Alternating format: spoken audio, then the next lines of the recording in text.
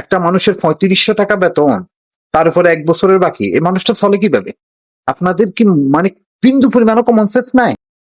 10-12 বছরে একটা ছেলেকে আপনারা যদি কাছে ডেকে বলেন, বাবা তোমাকে মাসে 2500 টাকা বেতন দিব, তুমি কি একটা কাজ করবা? ছেলেটা কি বলবে জানেন?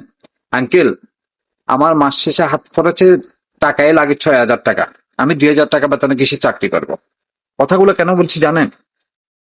আমাদের সমাজে, আমাদের গ্রাম অঞ্চলে যে মসজিদগুলো আছে, বেশিরভাগ মসজিদের ইমাম সাহেবের বেতন, যারা 5 ওয়াক্ত নামাজ পড়ে, এদের বেতন 2500 টাকা, 3000 টাকা, 3500 টাকা, এরকম বেতন।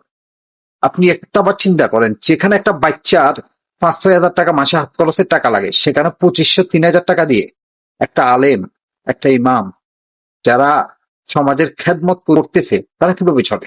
বিষয়টা একটু চিন্তা করেন। আসলে এটা চিন্তার বিষয়। আমি কথাগুলো বলার কারণ হচ্ছে, আজকে আমার বন্ধু বলেন আর ভাই বলেন, একটা এরকম একটা 5 ওয়াক্ত নামাজ পড়ে একটা মসজিদে ইমামের সাথে কথা হয়েছে অনেক দিন পর, কিন্তু সে যে বিষয়টি বলল, খুবই কষ্ট লাগছে ভাই। তার 1 বছরের বেতন বাকি, তার বেতন হয়েছে 3500 টাকা, তার উপরে 1 বছরের বেতন বাকি। আচ্ছা, আপনাদের কি বিন্দু পরিমাণ ইনসাফ নাই? কেমন মসজিদের কমিটি আপনারা, কেমন মসজিদের এই সভাপতি?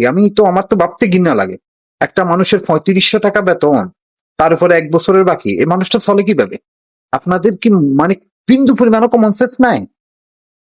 তারা আসলে বেতন লাগে চাকরি করে না, কিন্তু তাদেরও তো ফ্যাট আছে, এটা আপনাদেরকে চিন্তা করতে হবে। বেতনের লাগে যদি তারা চাকরি করতো, তাহলে 3500 টাকা বেতনের জীবনেও চাকরি করতো না। কিচ্ছু হয় না এই সমাজে, 3500-4000 টাকায় বর্তমানে কিচ্ছু হয় না। আল্লাহ আপনাদেরকে বিবেকটা দেয়।